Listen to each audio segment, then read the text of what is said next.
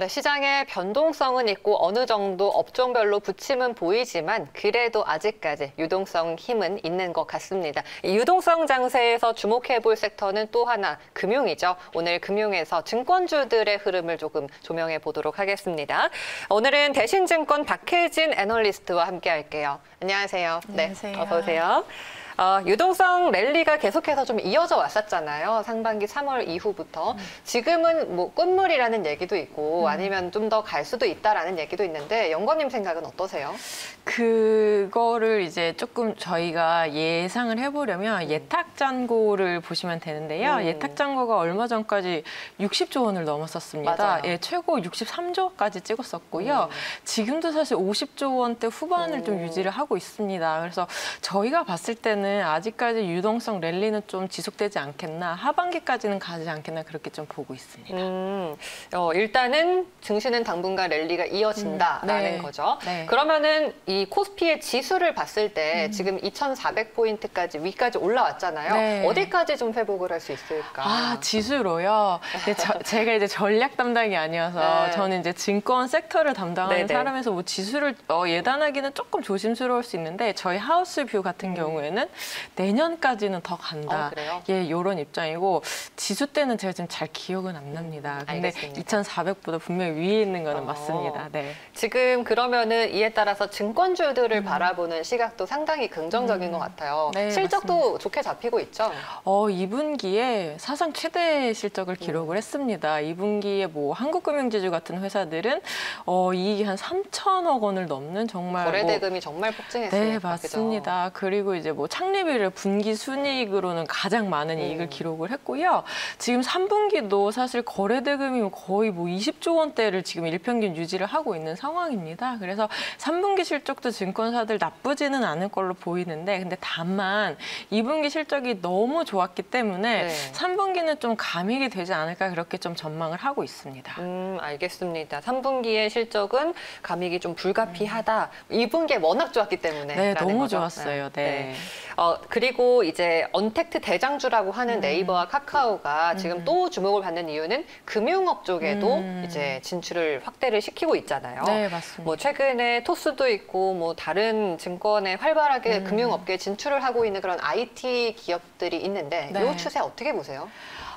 사실 이제 이 네이버나 카카오 같은 네. 회사들이 신사업을 개척하는 게 아니에요. 그러니까 기존의 금융사가 하고 있던 영역을 침투해 오는 거라서 파이를 나눠 먹는 거네요. 네, 사실은 좀 그렇죠. 그래서 금융사 입장에서는 어떻게 말씀하신 대로 파이가 조금 줄어드는 그런 효과가 있을 수 있을 것 같습니다. 근데 다만 저희가 봤을 때는 이 네이버랑 카카오라는 이 IT 회사는 굉장히 강력한 플랫폼을 가지고 있잖아요. 그쵸. 그래서 그거를 잘 활용하면 금융상품 같은 거를 판매하는 판매 채널로서는 굉장히 유용하지 않을까? 그리고 혹은 이제 한국금융지주나 뭐 미래에셋대우처럼 네. 그러니까 뭐 한국금융지주는 카카오뱅크의 2대 주주이고 미래에셋대우는 이제 네이버 파이낸셜에 투자를 했는데 같이 협업을 해서 조금 시너지를 크게 일으킬 수 있는 뭐 그런 거를 저희는 좀 기대를 하고 있습니다. 워낙에 젊은 층들은 특히나 국내 유저들은 네이버 아니면 카카오를 안 통할 수가 없잖아요. 그렇죠. 근데 거기서 하나의 어플리케이션 안에 뭐 쇼핑도 있고 미용도 있고 아니면 이제는 결제까지 다 가능하다면은 당연히 사용자 입장에서는 편리하게 뭐 수요를 많이 가져올 수 있을 것 같은데 네. 그러면은 기존에 있던 전통 금융 업계들한테는 어떤 영향이 있을까? 파이가 줄어들면서 이 위기를 네, 어떻게 타개를 해갈까? 사실 이제 이런 게 있었어요. 그러니까 카카오 증권이 출범을 했죠. 맞아요. 카카오 증권이 출범을 했을 때 이 브로커리지 시장을 다 잡아먹는 게 아닌가. 그래서 막 키움증권의 주가가 뭐 빠지고 이런 일이 있었었는데 다행히 이제 카카오는 브로커리지 진출은 안 한다고 선언한 걸로 전 알고 있습니다. 그리고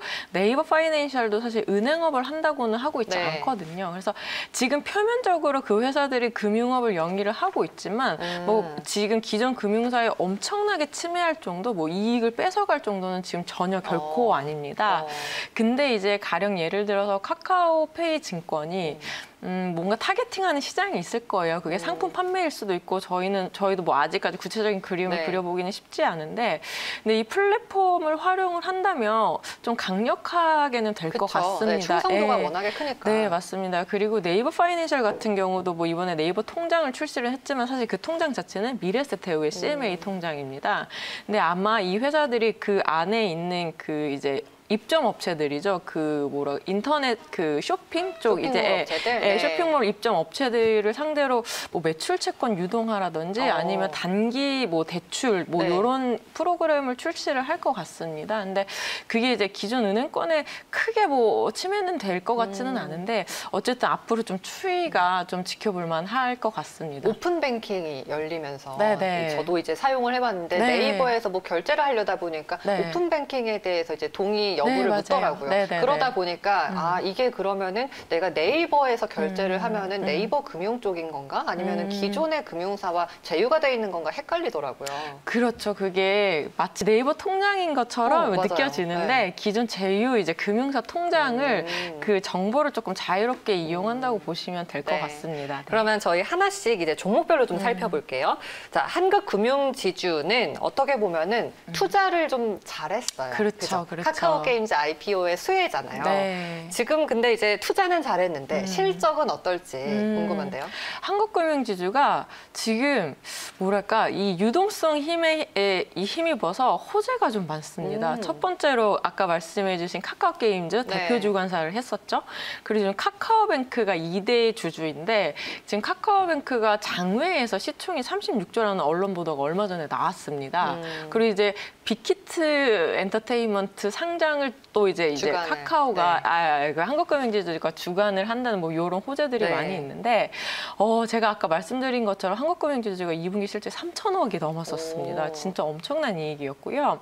사실 그 정도를 3분기를 바라보기는 쉽지는 않을 것 같습니다. 근데 그래도 여전히 높은 수준의 이익은 기록을 할 것 같고 이게 일단은 브로커리지 힘이 좀 큽니다. 지금 2분기보다 3분기 거래대금이 더 많이 늘었거든요. 그래서 브로커리지 영향도 있지만 네. 한국금융지주는 전통적으로 IB를 굉장히 잘하는 회사고 그 IB 안에 이제 ECM 특히 네. 아까 말씀하신 이제 카카오게임즈 같은 상장 같은 네, 상장 상장 주관사 주관. 같은 게 들어 있습니다. 그래서 3분기도 감익은 되나 그게 전혀 걱정스러운 레벨은 아니라고 보셔도 될 것 같습니다. 네, 뭐 카카오 계열, 카카오뱅크 쪽에 지분 투자도 있고 또 이런 상장을 주관을 하다 보면은 워낙에 이제 당연히 이게 수익으로 연결이 될 것 같은데 네. 워낙에 지금 IPO 시장이 계속해서 핫하잖아요. 화랑이에요. 그죠? 네, 다음 지금. 대원은 네. 빅히트 말씀하셨던 네, 네, 네, 빅히트가 또 맞습니다. 기다리고 있고 네. 이거를 주관한다고 하니까 실적에 대해서는 크게 걱정할 부분은 아니다라고 이렇게 볼 수 있겠네요. 어떻게 보면 업종 내에서 그러면 지금은 가장 탑픽으로 하나 꼽히겠네요. 한국금융지주가. 그렇죠. 아마 대부분 애널리스트 분들이 한국금융지주 많이 탑픽으로 제시를 하실 거고요. 뭐 저도 굉장히 좋게 보고 있고, 저는 이제 한국금융지주랑 더불어 전 미래에셋대우도 굉장히 긍정적으로 지금 보고 그래요? 있습니다. 네. 미래세대우는 어떤 모멘텀들이 있는지 좀 볼게요. 미래에셋대우가 지금 안방보험이랑 소송 중이죠. 그 계약금 7천억 원을 두고 소송 중인데 사실은 회사는 굉장히 긍정적인 결과를 기대를 하고 있습니다. 아마 10월쯤에 결과가 나올 건데요. 근데 이거를 차치하고서라도 미래에셋대우가 지금 다시 해외 투자를 재개를 했지요. 그 이제 아마존 그 물류센터 1,900억 원에 이번에 인수를 하게 되었고, 근데 이뿐만 아니라 지금 사실 거래 대금이 엄청나게 급증하면서 해외 주식 거래도 굉장히 늘어나고 있습니다. 근데 미래에셋대우가 사실 그쪽 해외 주식 쪽에서 우리나라 MS 1등이거든요.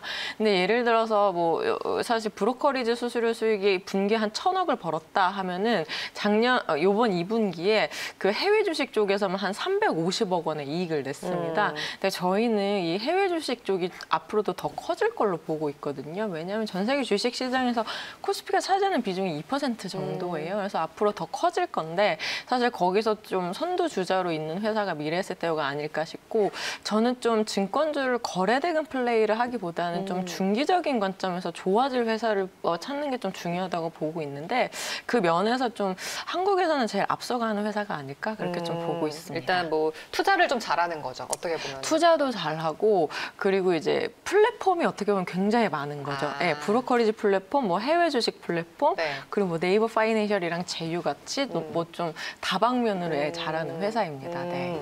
어떻게 보면은 이렇게 미국의 아마존 물류센터 같은데 투자를 한다라는 거는 앞으로 우리 미래의 좀 글로벌 트렌드를 미리 읽어나가고 투자를 네. 미리 한다라는 거잖아요. 네, 맞습니다. 지금 물류센터랑 데이터 센터에 대한 그쵸. 수요가 굉장히 선점해야죠. 커요. 네, 그 관련 리츠도 인기가 굉장히 많고, 근데 뭐 요번에 사실 물류센터 같은 거를 투자하는 건 나쁘지 않거든요. 그리고 수익률이 제가 듣기로는 나쁘지 않았습니다. 네, 그래서 그런 면에서는 긍정적이라고 볼 수 있을 것 같습니다. 우리 국내 금융사들이 지금 과도기라고 생각이 되는 게 이게 글로벌 이제 미국이나 이쪽을 보면은 워낙에 IB 쪽이 강하잖아요. 네, 맞죠. 투자도 네. 잘하고 네. 그렇죠. 근데 이제 국내 금융사에서는 말씀하셨다시피 좀 거래 대금에 많이 의존을 해왔고 아니면 개인 투자자들의 그런 어떤 HTS 같은 이용에 좀 많이 좀 기대 왔었고 네. 이 본업에 좀 충실을 했었는데 네. 그래서 투자는 좀 부수적인 수입이었던 것 같아요. 근데 네, 맞습니다. 이 비중이 이제 어느 정도 좀 조절이 되고 있는 거예요. 많이 올랐어요. 굉장히 많이 올랐고 이 변화가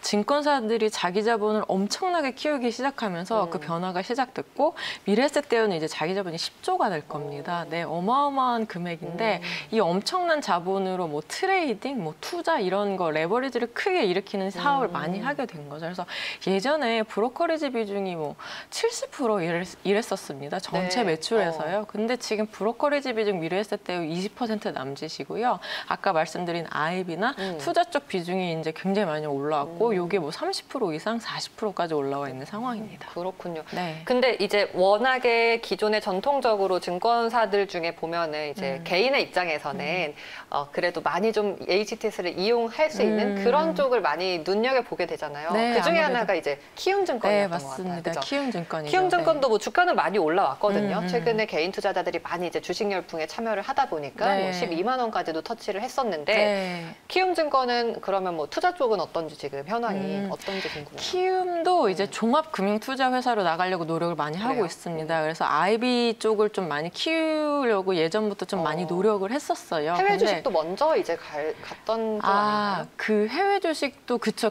키움이 먼저 네. 시작을 하긴 했는데 점유율은 그렇게 좀 유의미하지는 않습니다. 근데 키움이 이제 한 3, 4년 전부터 IB 쪽 그리고 투자 쪽 그리고 키움이 뭐랄까 한때 돈을 굉장히 많이 벌었던 부서가 주식운용 부서였어요. 내부 이제 PI 부서였고 이쪽 부서에서 돈을 많이 벌었었는데 근데 이게 한계가 자본이에요. 그러니까 이게 키움증권이 지금 자기 자본이 뭐 3조 원 좀 넘는 수준인데 많이 차이 나네요. 차이가 많이 나죠. 네. 그러니까 사실 4조부터는 뭐 레버리지도 그러니까 신용공여도 뭐 200%씩 할 수 있고 자기 자본에 이런 것들이 있는데 이제 키움증권이 좀 그런 걸 쓰기에는 자기 자본이 좀 적은 거죠. 그래서 그쪽으로 많이 노력은 하고 있는데 물론 실적도 많이 나오고 있는데 조금 한계가 지금 존재하고 있습니다. 네네. 한국금융지주와 미래에셋대우가 앞으로의 트렌드에 좀 발빠르게 먼저 움직이는 패스트무버의 역할을 하고 있는 것 같아요. 네. 이외에도 미래에셋대우는 뭐 점유율 브로커리지에서도 지금 점유율 1위 증권사인 네, 거고 맞습니다. 거래대금 수혜를 가장 많이 받는다고 보면 가장 되는 많이 거예요. 받죠. 왜냐하면 미래랑 대우가 합쳐진 회사니까 그렇죠. 당연히 점유율이 가장 높고요.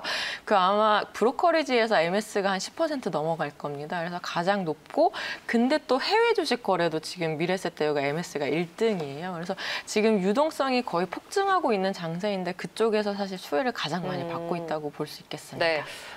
앞서 저희가 네이버와 카카오를 얘기할 때 페이가 이제 종합금융업 쪽으로 진출 교두보가 되고 있다라고 얘기를 나눴었는데 국내에 만약에 네. 애플페이가 상륙을 하게 된다면 네. 이게 또 어떻게 판도가 바뀔까요? 그렇죠. 이 지급결제 시장이 굉장히 치열합니다. 왜냐하면 그쪽이 IT 기업이 진출할 수 있는 가장 쉬운 영역이거든요. 근데 지급결제 시장이 여러 페이가 많았죠. 삼성페이, 카카오페이, 네이버페이 많았는데 카드사들의 실적이 쪼그라들었냐라고 하면 그렇지는 않았습니다. 왜냐하면 또 카드사는 카드사만의 영역이 있어서 사실 그 결제 대금 자체는 그쪽이 많이 갈 수는 있지만 전반적으로 금융사한테 영향은 조금 제한적이었어요. 네, 오히려. 그래서 애플페이가 상륙을 한다 그래도 이게 생각을 해보시면 어쨌든 결제를 함에 있어서 금융사 통장을 거쳐야 돼요. 네, 그래서 이제 이 IT 기업들이 본인들의 통장이 있지 않는 한은 아직까지는 금융사가 좀 괜찮지 않나. 네, 이렇게 보고 일단 있습니다. 애플페이가 들어오는 거는 뭐 긍정적인 변화이지만 네. 기존 금융 업종한테 영향은 제한적이다라는 네, 네. 말씀이신 맞습니다. 거죠? 네. 알겠습니다. 일단 뭐 우리가 따져봤을 때 지금 한국금융지주와 미래세대 대우를 좀 중점적으로 기존 증권사 중에서는 눈여겨볼 만하고 여기서 그동안의 어떤 기존의 수익 창출뿐만 아니라 이제는 해외 다른 시장에서도 투자 수익을 내고 있는 IB 업종으로의 전환도 눈여겨보시면 좋을 것 같습니다. 오늘 박혜진 연구원 말씀 여기까지 듣도록 하겠습니다. 고맙습니다. 감사합니다.